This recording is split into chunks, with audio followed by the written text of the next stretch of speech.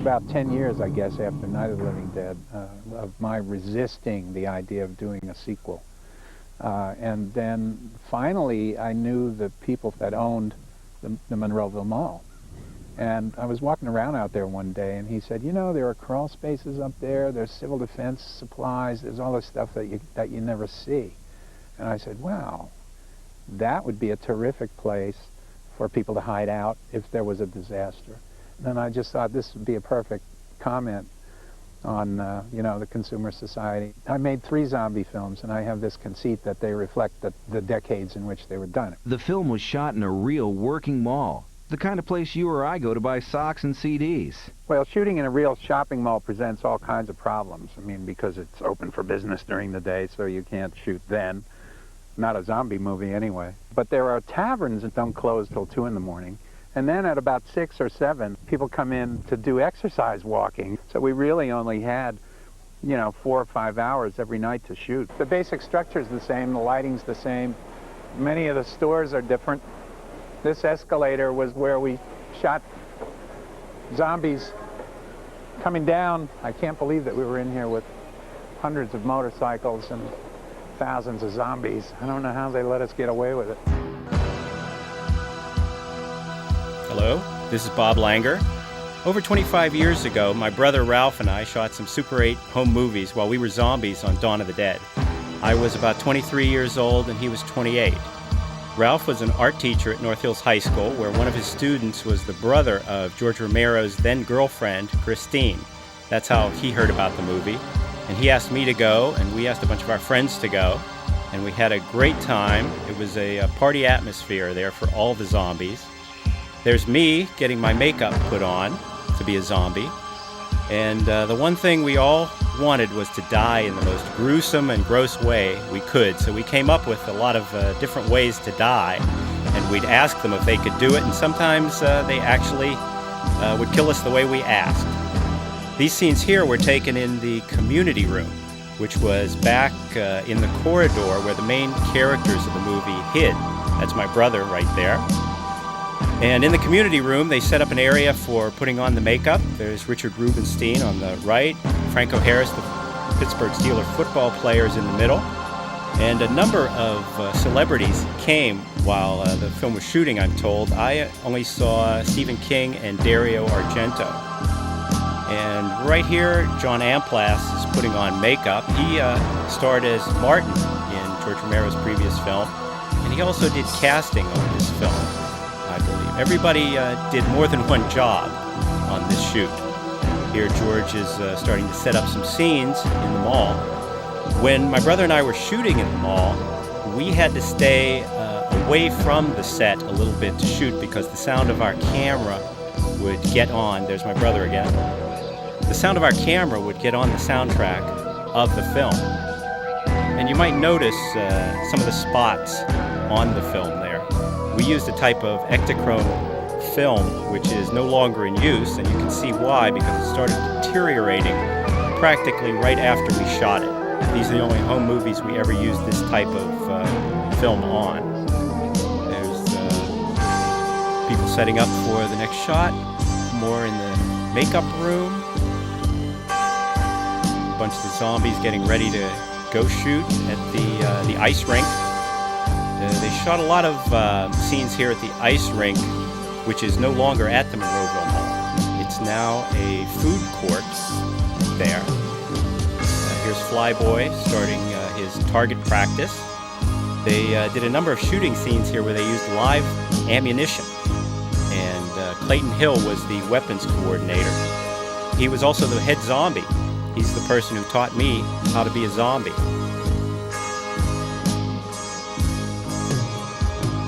This is Tom Savini creating a last-minute special effect. He had to do that a lot. There were a lot of scenes that were just planned right at the last minute. They weren't in the script. So Tom would have to grab foam rubber, duct tape, and blood and just make something up on the spot. And he was constantly working. Here you can see Tom Savini becoming famous. He was just Tom the makeup man before this, and after this movie, he was the Tom Savini. When we were on the set there, we could go over and just ask him any questions about what he was doing. Right there, what's he doing? He would tell us right away. There was no secrets. He was very open. This is the mannequin that was used over and over again all through the shoot. You'll see him again. Here they're getting ready to shoot on the ice. And I remember after the night we did the ice shoot, we went to a gun store in Pittsburgh that was supposed to be a part of the mall that was actually shot miles away. My friend Frank became one of the bikers because he had a beard. He didn't have to be a zombie. He actually got paid more than me. He got a line of dialogue, but his scene is not in the finished film. Sorry, Frank. There's some of the zombies coming out onto the ice. You can see a Christmas tree in the left-hand corner there. This was close to Christmas when we were shooting this. You'll see a lot of snow outside when we show the outside scenes. I shot there for about 5 days, but only the last 2 days did I bring a movie camera because we just didn't think of it at the time. You'll notice most of the people there have plaid shirts on. They gave us plaid shirts if we were going to be shot. This is an explosion of a fake ceiling outside one of the entrances of the mall. They put a little too much gunpowder in the explosion and broke these two large panes of glass. George is going outside to take a look at the damage. And a couple of the production people gather around to see the damage. And you can just tell they're saying, how much is this going to cost us? They were very unhappy about anything that went over budget. When George comes back in, he sees me filming and turns right around. I guess he didn't want anybody filming him after he just did damage to the mall. This is outside of Joseph Horn's department store, which is no longer in business from what I know, where they're going to explode this dummy. They set off a charge in front of it, which was supposed to knock it down, but there wasn't enough gunpowder in it, and it just set off a bunch of sparks. So they started packing another explosive and put a lot more gunpowder in it. Now, I was supposed to get shot this night a number of times, but I was told that they couldn't shoot me because they didn't have any more gunpowder left. They must have used it up in this scene, probably. And you can see a string tied to the back of the dummy to pull it backwards in case the charge wasn't big enough. But it turns out the charge was big enough. They got the shot that they were trying to get. They filmed it from behind. Tom picked up the dummy and put it out in the snow. He didn't want anybody to put the fire extinguisher on it because it would just mess up the dummy. He had to keep using it and using it. This is the scene where Tony Buba, the sound man on the picture, gets his arm pulled off in the blood pressure machine. You can see George in the lower left-hand corner watching the filming. This was one of those scenes that was not in the script. My brother told me that this was just, that somebody just made this up on the spot. And Tom Savini had to just make the arm and get everything done right away. I'm in this scene as a zombie pulling Tony's stomach open. And out of his stomach comes the worst smelling cow intestines you've ever smelled. It was just rank. They got them from a local slaughterhouse. There's my brother. He's getting ready to be shot twice. And there's his friend Bill, who's getting shot once in the chest and once through the head. What they're going to do is put a button on Bill's forehead with a string tied to it and put putty over it. And then they're going to pull the button out so it'll look like his head is blowing open. And then they have a blood pack with a squib on the back of his head, which will blow up and it'll look like the bullet goes right through his head. My brother is getting ready to be shot here, and you'll see the back of a couple of the Dawn of the Dead t-shirts here, which everybody got that day. I still have mine, in fact. My brother actually gets direction right from George Romero. I'm very jealous. Now, he got shot twice, but he's not in the movie there because he fell too soon, unfortunately. This young girl gets another squib in the head here. There she goes. And Franco Harris looks on approvingly while everybody else has to clean up the blood. They didn't want to leave any blood on the floor for the shoppers coming the next day at the mall. They filmed a number of scenes like this, making fun of the zombies. The bikers would come by and hit them with something, and they even hit them with pies that night. I wish I had gotten scenes of the pie fight. That would have been nice. That lady in the middle is pregnant. She's a friend of ours. And in the new Dawn of the Dead movie, there's a pregnant zombie. But this woman here was the first pregnant zombie. They were a little uncomfortable with her. They put her in the background. I guess it was a simpler time back then. There's me, chewing on a ham bone, and it smelled like ham. And they put a lot more blood on me. George Romero specifically said, pour blood on that guy. There's me, waiting for my walk-on scene. Sometimes they would have zombies walking in the background while something was going on way in the foreground, so you didn't always see us clearly. There's Bill with a button on his forehead and a string coming from it. And there's another cord that's connected to the explosives on the back of his head. I can't believe, well, there's me eating a cookie. I can't believe they actually let us put explosives on the back of our head. Pregnant zombie again. Here they are cleaning the window so that when Bill's head explodes, you'll see the blood fly across the window.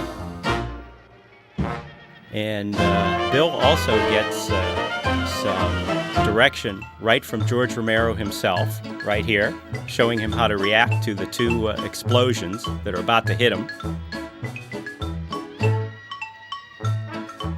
This is afterwards. The blood is all across the window. The blood is all over his head. And you can see the hole in his head where the bullet supposedly went in. Now, if the bullet went all the way through his head, there should be a hole in that window back there, but I guess they didn't want to break another window. That would cost them a little too much money. Here I am again, making the moves on Jeannie Jeffries, the assistant makeup girl. She was also Tom Savini's girlfriend, so I guess it was a bad move for me, but don't worry, Tom, nothing happened. The next scene you'll see is George Romero trying to hit a dummy with a mace. He tried this scene many times. I don't know how many times they shot it. But every time, something would go wrong. The dummy would fall the wrong way, the wig would come off, but at least the director put a personal touch on it. Here's the fake machete scene where they pump blood down the fake machete to look like they're cutting his head off. They also used it later to chop somebody in the head. This is the setup for the crossbow scene, which is not in the finished film. The way they did it was they took a zombie and put a half arrow into his head and tied a string to it. When they would pull it out, and in the finished film they would show it in reverse so it looks like it goes in his head. We had an 8mm camera, so the way we had to do it was to turn the camera upside down, and then when we edit the film, flop the film so that we could get a picture of it going in reverse. And you'll see our angle from the balcony of that happening right here. And that was not used in the film. At the end of the morning, after we got all our shots done, they had a birthday party for George Romero. There's Richard Rubenstein in the background. And George is in a pretty good mood here. He got all the shots that he wanted for the day. He was coming in under budget. He missed these 2 candles, but he was happy anyway. And now you'll see why everybody was given the Dawn of the Dead t-shirts at the end of the day. They all gathered down near one of the fountains to do a cast and crew photo. And I'd like to mention an unsung hero here of the shoot. George Romero said anybody who put the cow intestines in their mouth and chewed them, that he would give them a close-up in the film. So one zombie did it, and the look on his face just looked like it was the most horrible thing he'd ever done. The kid didn't get his close-up, but if he's listening, I'm giving you a shout-out now. You did a good job. I'd like to thank my brother, Ralph, for shooting most of this and editing it and keeping the film all these years. And I'd like to thank Anchor Bay for allowing us to put our home movies of the dead on their DVD. This is Bob Langer, signing off.